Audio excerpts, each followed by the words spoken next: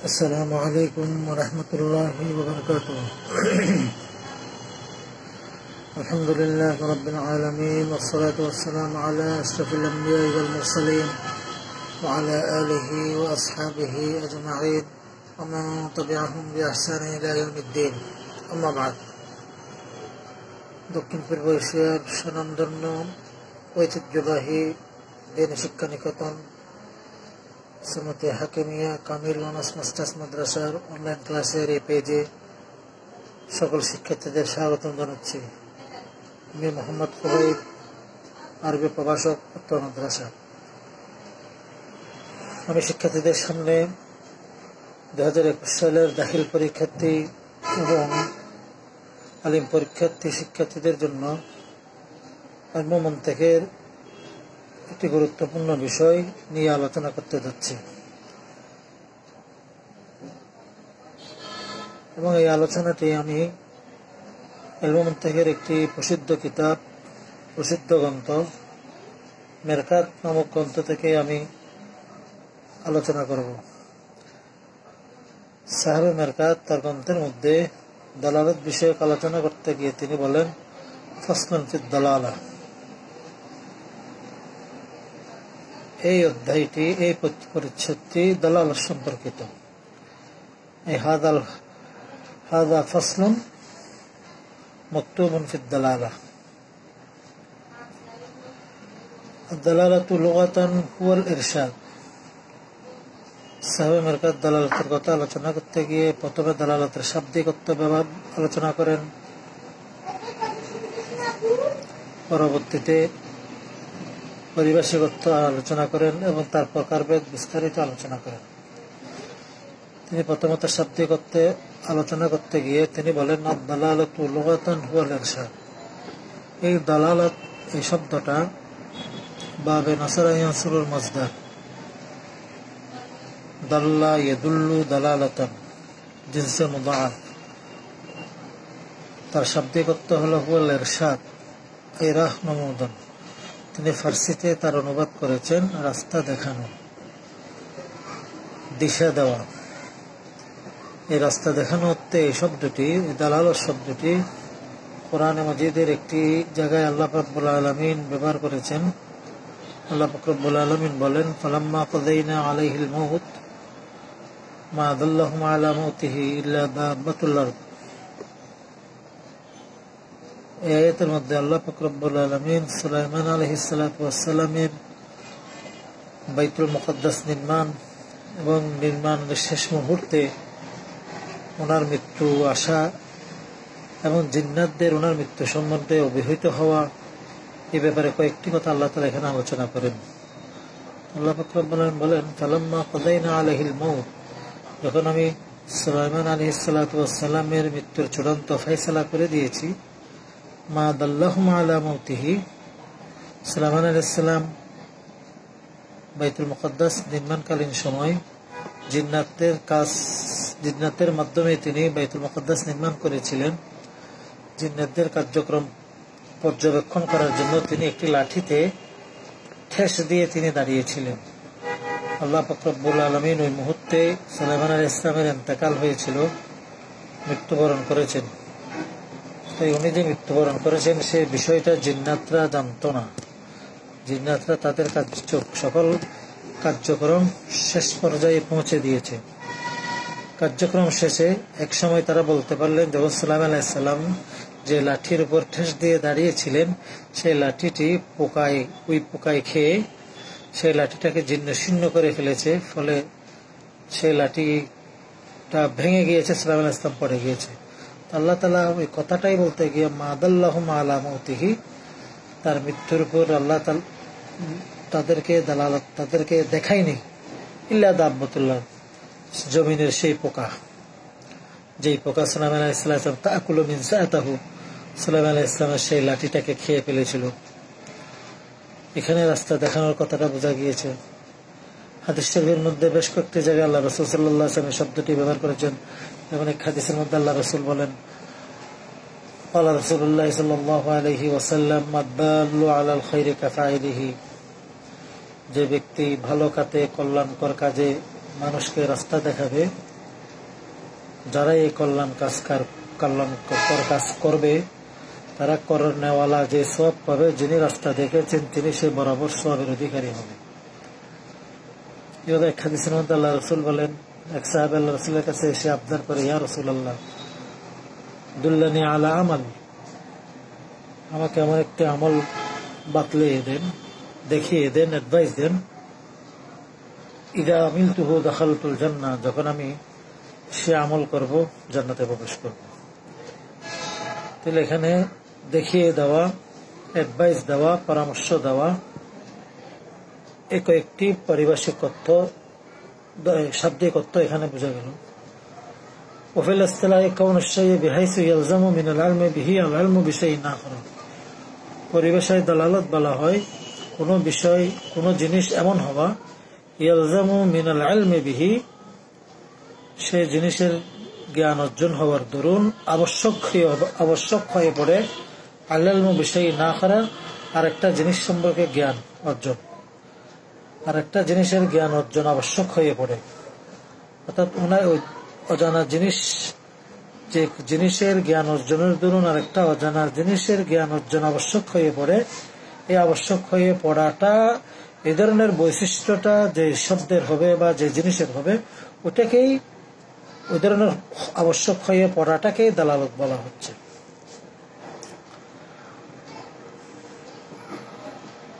দালালতের পারিভাষিক অর্থের মধ্যে যদিও বা মহামনীষীগণ বিভিন্ন ভাষায় এই দালালতকে ব্যক্ত করেছে, সবগুলোর মূলে সারাংশ এটাই, কোন জিনিসের মধ্যে এমন একটা বৈশিষ্ট্য হওয়া, সেই জিনিসের জ্ঞান অর্জন দরুন আর একটা অজানা জিনিস জানা আবশ্যক হয়ে পড়া, ওটাকেই দালালত বলা হয়। আর দালালত কিসমান, সাহেব মেরকাত বলেন দালালত দুই ভাগে বিভক্ত, লফজিয়াতুন ওয়া গায়রু লফজিয়া। এটা হলো দালালত সেটা যে জিনিসের জ্ঞান অর্জনের দরুন আমরা আরেকটা জিনিসের জ্ঞান অর্জন আবশ্যক হয়ে পড়ে, আরেকটা জিনিসের জ্ঞান আমাদের অর্জন হয়ে যায় আবশ্যকীয়ভাবে, সেই দালালতটা কখনো লফজ হবে, কখনো লফজ হবে না।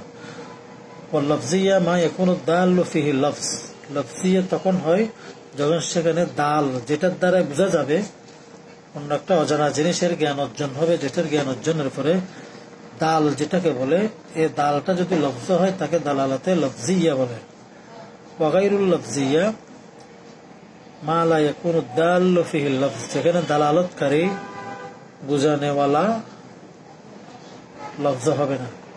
ওয়া কুল্লু মিনহুমা আলা সালাসাতি আনহা, সাহেব মেরকাত বলেন দালালতটা লফজিয়া হোক অথবা গায়রু লফজিয়া হোক, প্রত্যেকটা তিন ভাগে বিভক্ত। আহাদুহু আল লফজিয়াতুল ওয়াদাইয়া, প্রথমত তিনি দালালতে লফজিয়ার প্রকারগুলোই আলোচনা করতেছেন। প্রথমত দালালতু আল লফজিয়াতুল ওয়াদাইয়া, দালালতটা লফজ হবে, অর্থাৎ দাল যেটা হবে সেটা লফজ হবে।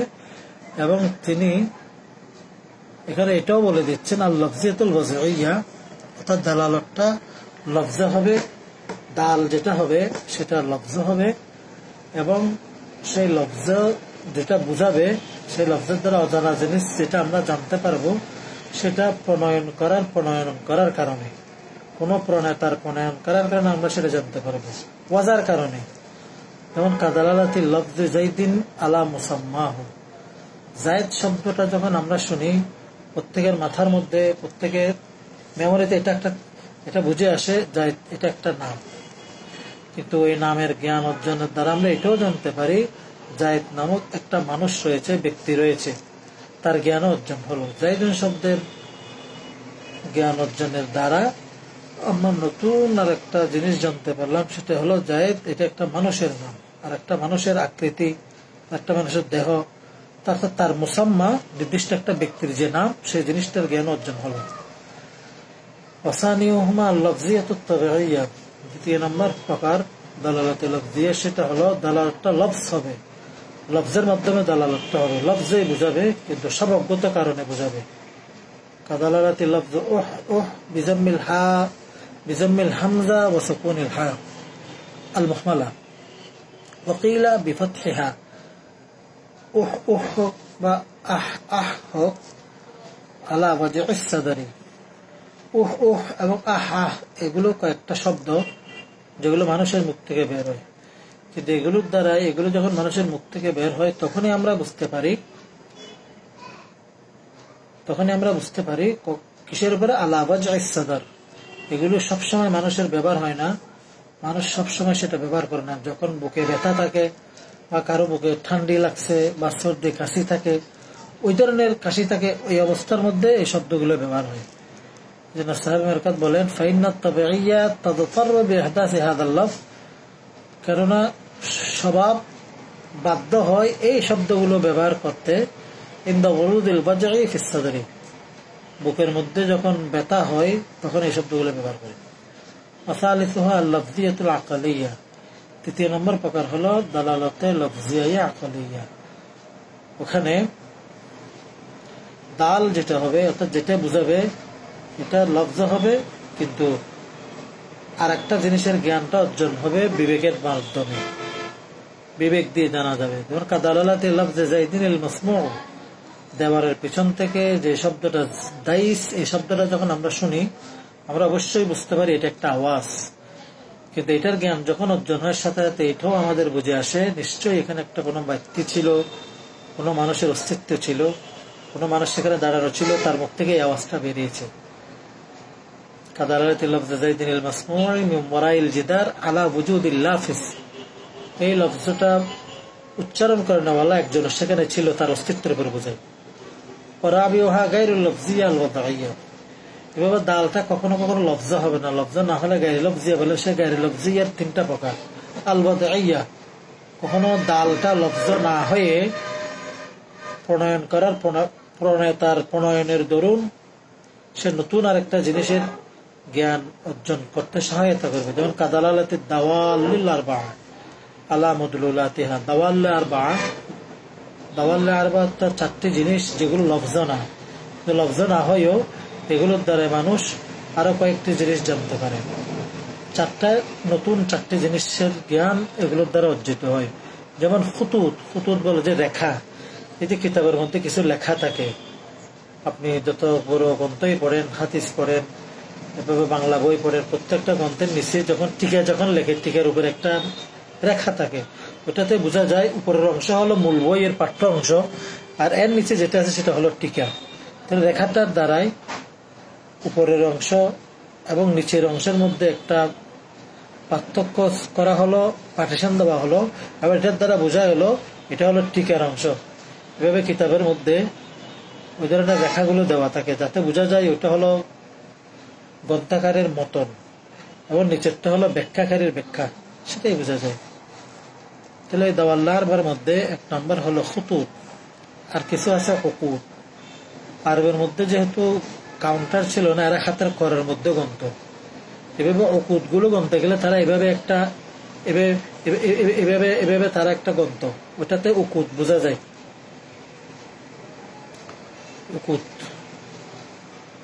দশকগুলোর জন্য তারা একটা গিরা ব্যবহার করে, এভাবে হলে এটা হলো 1 দশক, আবার যখন করটা যখন এভাবে আনে এটা 2 দশক, আবার এই করে যখন মধ্যে আনে তখন 3 দশক, এভাবে বোঝা যায়।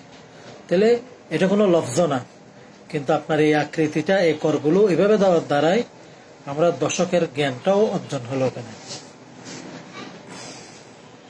খুতুত, উকুদ, তারপর নুসুব। নুসুব বলে সে সমস্ত পাথরগুলো, যেমন বর্তমানে যে ঢালাই করা আপনার ওয়াল, ছোট ছোট ওয়াল থাকে যেগুলোর মধ্যে লেখা থাকে চট্টগ্রাম শহর 65 মাইল, ঢাকা শহর 250 মাইল, এবং লেখা থাকে ওখানে।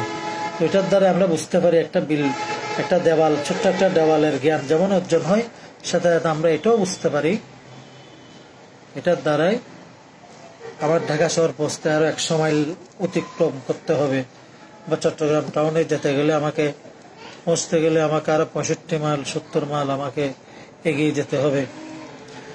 তাহলে দাওয়াল্লার মধ্যে খুতুত গেল, উকুদ গেল, নুসুব গেল, আর কিছু ইশারাত আছে।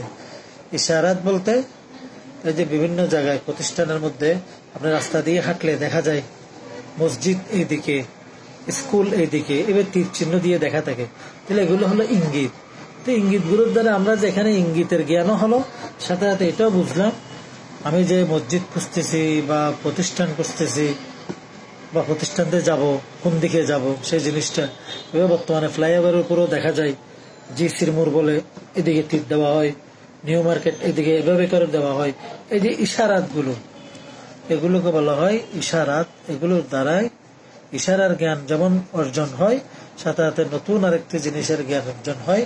সেটা হলো এলাকার ঠিকানাটা পাওয়া যায়, কোন দিকে গেলে নিউ মার্কেট পৌঁছা যাবে, কোন দিকতে রাস্তাটা অবলম্বন করলে সহজে চট্টগ্রাম যাওয়া যাবে বা ফিরিঙ্গি বাজার যাওয়া যাবে বা ফিশারিঘাট যাওয়া যাবে, সে জিনিসটা বুঝে আসে।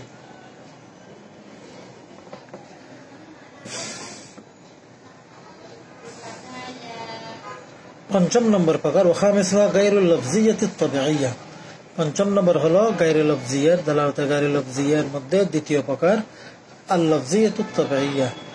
দাল যেটা হবে সেটা গায়রুল লফজিয়াতুত তাবিইয়া, সেটা লফজ হবে না, মানুষের মুখ থেকে বের হওয়া কোনো আওয়াজ হবে না, কিন্তু সেটা স্বভাবগত কারণে সেটা বুঝে যাবে, সে নতুন একটা জিনিসের জ্ঞান দিবে। জ্ঞান অর্জন হওয়াটা আবশ্যক হয়ে যাবে।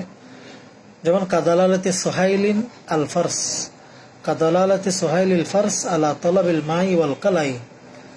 যেমন ঘোড়ার আওয়াজটাকে, ঘোড়া যখন হন হন আওয়াজ করে, এই আওয়াজটাকে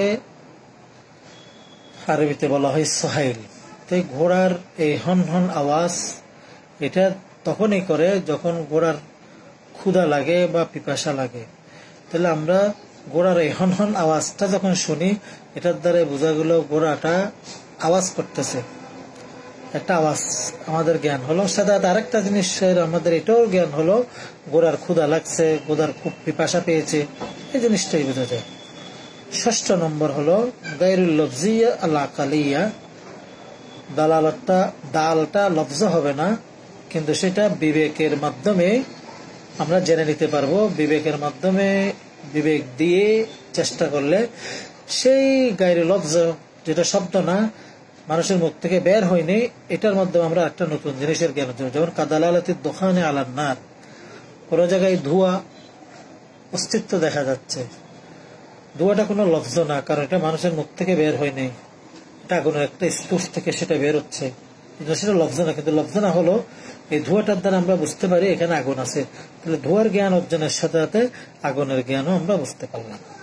ফাহাযিহি সিত্তু দালালাতিন।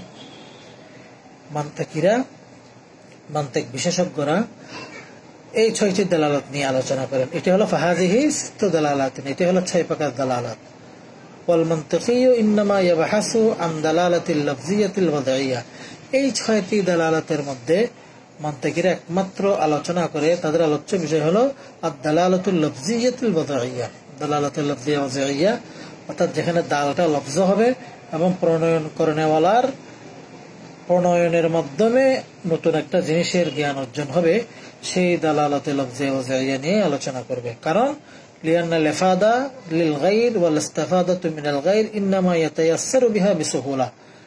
কারণ দালালাতুল লফজিয়া ওয়াদঈয়ার দ্বারাই উপকৃত হওয়া সম্ভব, অপরকে উপকৃত করানো এবং অপর থেকে উপকৃত হওয়া, এটা একমাত্র ইন্নামা ইয়াতায়াসসারু, এটা একমাত্র সহজ হয়, সহজভাবে, খুব সহজ হয়। ইন্নামা ইয়াতায়াসসারু বিহা বিসহুলা, সহজ পদ্ধতিতে সহজে জিনিসটা অপরজনকে কিছু উপকৃত করা, অপরজন থেকে উপকৃত হওয়া, এই জিনিসটা সম্ভব হয় দালালাতুল লফজি ওয়াদঈয়ার মাধ্যমে। বেখিলাফি গায়রিহা, কিন্তু অন্য 5 প্রকার যে দালালত আছে ওগুলোর নাই, ওগুলোর দ্বারা এরকম উপকৃত হওয়া যায় না। ফাইনাল ইফাদা ওয়াল ইস্তিফাদা বিহা লা ইয়াখলু আন সাউবাতিন হাদা। কারণ অন্যান্য যে 5টা যে প্রকার রয়েছে, এগুলোর দ্বারা ইফাদা, অপরজনকে উপকৃত করা এবং অপরজন থেকে উপকৃত হওয়া, কিছু বোঝা, এই জিনিসগুলো খুব সহজে হয় না। এজন্য যেটা সহজ সেটা নিয়েই তারা আলোচনা করে। এজন্য পুরো মান্তিকে আদ-দালালাতুল লফজিয়াতুল ওয়াদঈয়া এটা নিয়ে আলোচনা হবে। এই ছিল দালালতের সংক্ষিপ্ত আলোচনা। আল্লাহ পাক রব্বুল আলামিন আমাদের সবাইকে সুস্থ রাখুক, সবল রাখুক এবং আল্লাহ পাক রব্বুল আলামিনের সন্তুষ্টি অর্জনে সর্বদা রত থেকে পরকালমুখী জীবনযাপন করার তৌফিক দান করুক। ওয়া আখিরু দাওয়ানা আলহামদুলিল্লাহি রাব্বিল আলামিন ওয়াসসালাতু ওয়াসসালামু আলা রাসূলিল্লাহ।